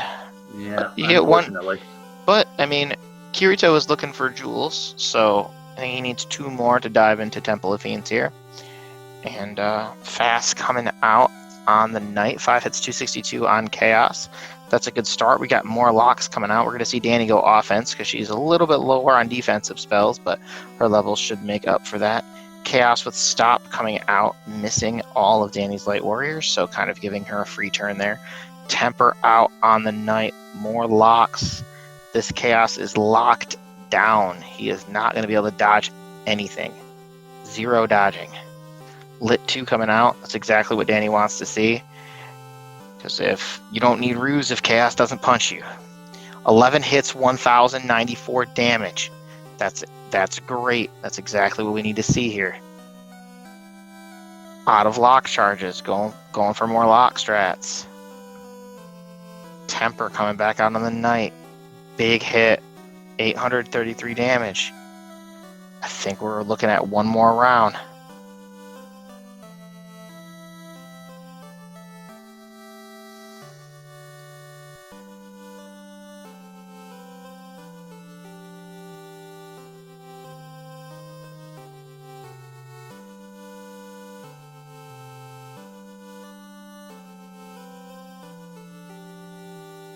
All right, 12 hits, 1066, and Chaos is terminated. So, Team Crescent Lake Party Planners have officially finished this seed with an official time of 1 hour, 58 minutes, and we are joined in chat by Danny. GG, Danny. Thank you. That sure was something. GG's, Danny. We'll get quick thoughts on that seed from you and maybe Spellzap if he's around as well. For anybody that is on this channel and loved this race, well, we got another one coming up right now. We're actually a couple of minutes behind on that, so we'll get a quick thoughts from our runners, and if you want to watch Magus and Kirito, you can go to their channels and watch them. But other than that, Danny, your thoughts. Great run. GG's. Thank you. I'm pretty sure I know you guys said I finished. I'm about 90% certain that I am still in that on-rack location.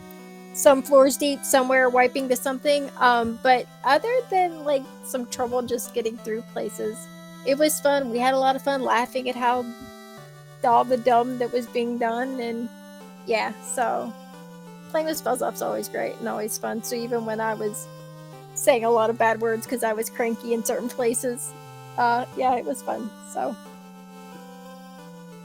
I have to imagine one of those places, or at least one of those chains, was trying to get out of growing up from the tail.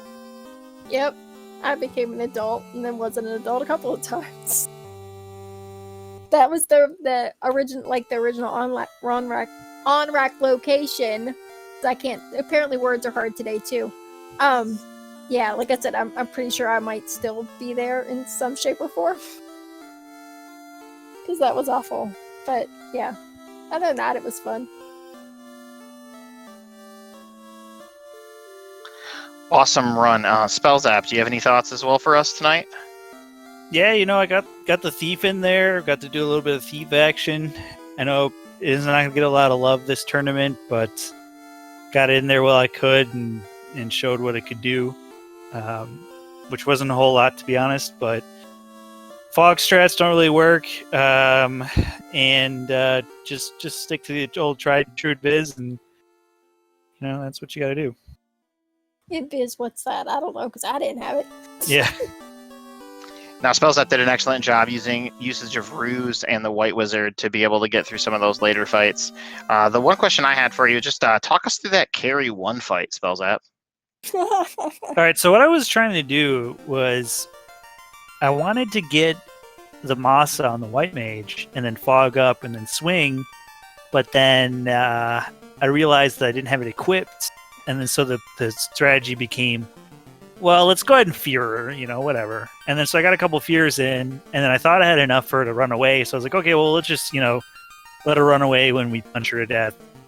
And then she wasn't running, and then I was dying, and then I was like, okay, whatever, she's fading, and then I won.